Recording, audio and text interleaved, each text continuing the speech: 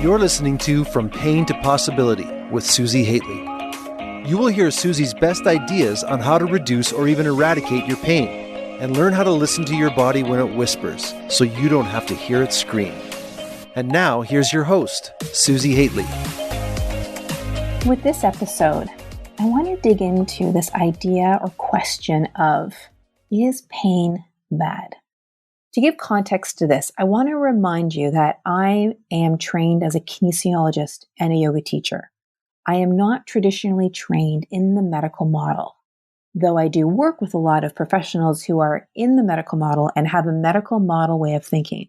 But this is important to note because my job has never been one to fix problems. I have never been given or trained in the tools of how to fix problems.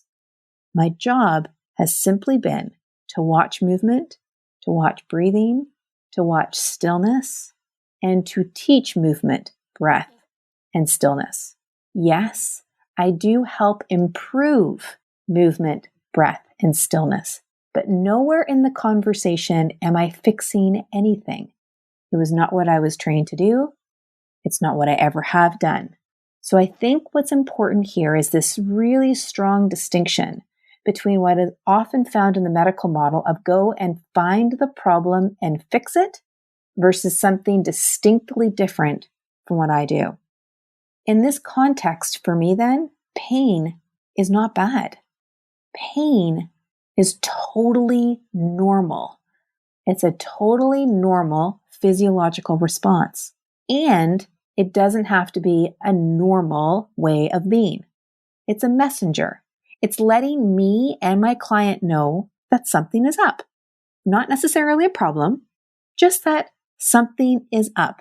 A general, vague, curious suggestion that something is up. And if one chooses to listen to it, to pay attention to it, there's some really interesting things that can be learned from the experience. Now, sometimes when there is pain present, there also can be fear present. So then does this add to it? Does this make this any worse, any better, any different? My response is that it's an experience just as pain is an experience. So it's as allowable of an experience as the experience of pain. So then if I'm not someone who is chasing after pain or chasing after a find it, fix it model, then what the heck am I doing? One thing I learned early on in my career is that when people moved in a range of motion that did not increase their pain reduced. Likewise, when they continued to move in pain, their pain levels either remained the same or they grew. And even though what I said a moment ago of do I feel that pain is bad, I still wanted that pain to go down. Now, I want to really emphasize there's a distinction between my thinking that pain is not bad and wanting pain to reduce. Those are two very, very separate ways of thinking about a concept. When I help someone move better, when I help them to improve their function, truly, for real, their pain dropped. So not only did they improve their movement and improve their function, their pain levels also went down. Likewise, for my clients with autoimmune disorders, when they were able to move better, when they were able to tune in better, when they were able to breathe better and connect more with their stillness, their degree and frequency of flares went down. So there's this correlation between better function, more connectedness to one's breathing, more connectedness to one's sense of stillness, one's sense of inner quiet. When they had that, the experience of their symptoms altered. This is the important piece.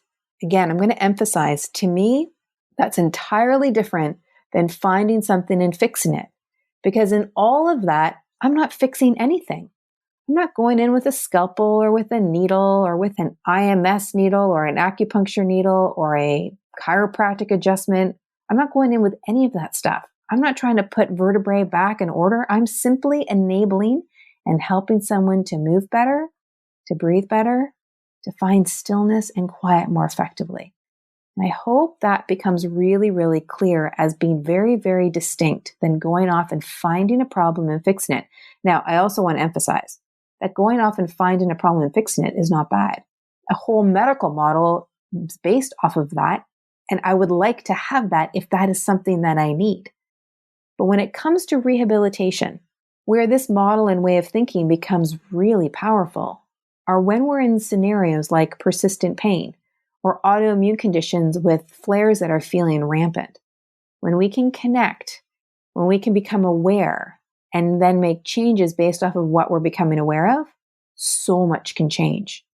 Now, I will say that back in the late 90s and early 2000s, when I started out in the yoga world, it was a very different way of thinking back then.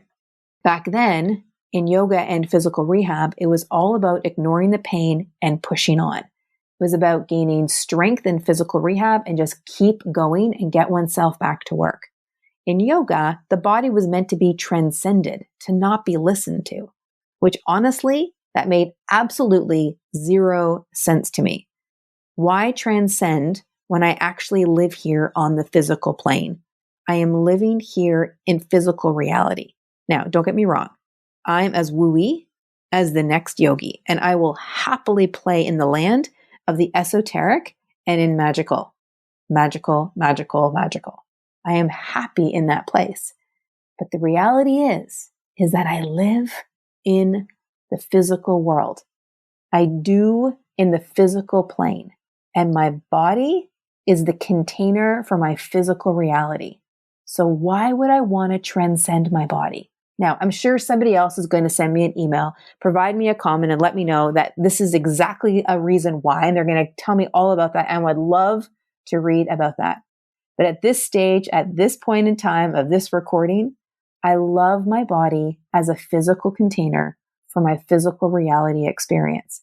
The more aware that I can be of this physical body, this physical container, and help it move as efficiently and effectively as possible, the better that I will feel, the more aligned I will be. And as David Frawley, an Ayurvedic physician, has said, when you build space inside of your body, prana can emerge. And to me, when we move our body well, when we function well, we create more space in our body.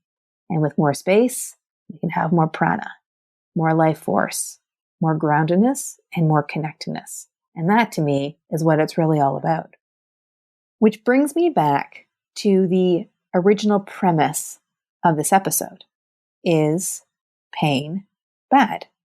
So ultimately, what I'll say is, and this is not going to surprise you having listened this far, is that no, I don't think pain is bad. I see it as a barometer to pay attention to. It gives me as a teacher, it gives the client an indication of how their body is moving, how aligned they are between body and brain and being and breath. When I help someone move better, when I help them feel themselves and their body more effectively, they relax, they settle back, they just kind of, oh yeah, that's what my body feels like, right? There is an automatic, very natural down regulation. There's not this trying to find and fix sort of stress response. It just settles back. They see the connections and they see the indicators of what their sensations, their pain, their symptoms are telling them. What I just said there was really important. They're not trying to find and fix. They learn that there is not something wrong. There's not something broken. And they can relax. They can simply feel and they can tune in.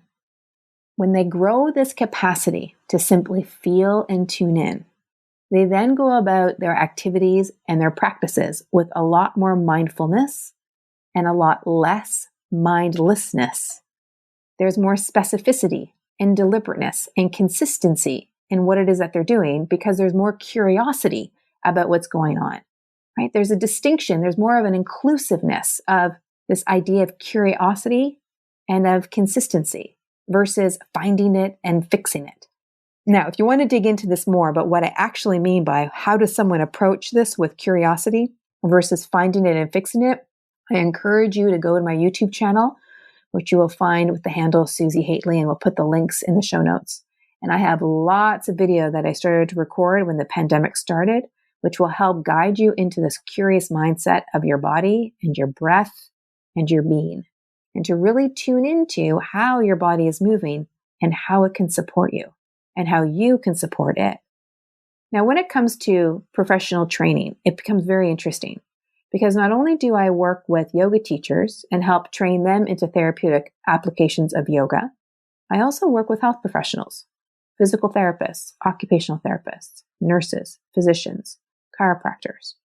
And what's so interesting is initially when they come in, they want to find it and fix it. They go for the diagnosis. They want to solve the pain problem. Initially, it's really challenging because they've been geared toward that. The massage therapists that I work with, they have actually said to me, but it's the insurance model. The insurance companies want it a certain way. They want to know when the client will be fixed, when the case can be closed, and when they can get them back to work. I totally get it. And something really interesting begins to happen at about the 4-month mark in training. And when they start to realize that the pain isn't bad. In fact, pretty much everything that is going on with their client has very little to do with pain or any other symptom. They're meeting their client in a totally different way. And this might surprise you, or not. Their client's pain levels go down. Why? Because they are learning the fundamentals that pain isn't bad. Pain doesn't become the focus. They've stopped chasing it. Their view of their client changes. Rather than something that is broken that they have to fix, they can simply be curious. And that curiosity changes their relationship entirely. Instead of focusing on pain, they focus on what needs to be focused on. They begin to see the correlations between symptoms and body movement, symptoms and breath, symptoms and belief, symptoms and states of being. They see the pain in the context. They see the patterns. So rather than being something about fixing the pain, it becomes something about altering the patterns. Now you might say, but Susi, isn't altering just a euphemism for fix? And hands down, I will say no. It's an entirely different view of an individual who has a scenario going on, because pain is not the actual problem. It's simply a sign that something is up. When you're able to do this, what becomes really interesting is that there's a relationship between you and your client that you're modeling. You're modeling a curiosity. You're modeling a care. You're modeling this idea of not trying to find it and fix it.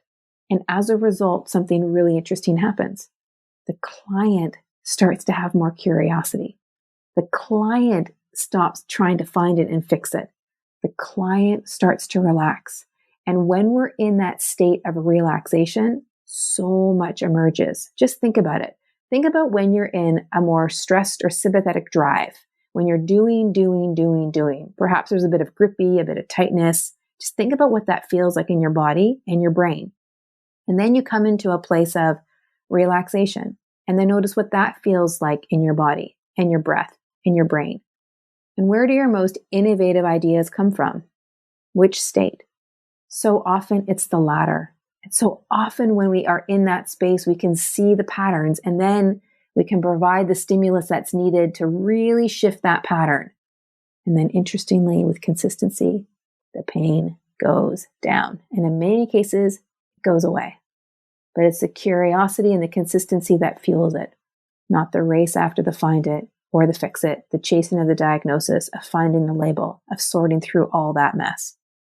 Our bodies are our friends. They support our minds.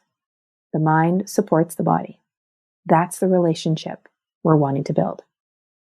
If, as you're listening to this, it's deeply resonating with you, or at least you've got some curiosity saying, what's this girl talking about? There's something curious inside of what she's having to say, then you are going to love a new program that's launching on June the 15th, Healing and Revealing Human Potential. It is an up-leveling of the synergy of mind and body.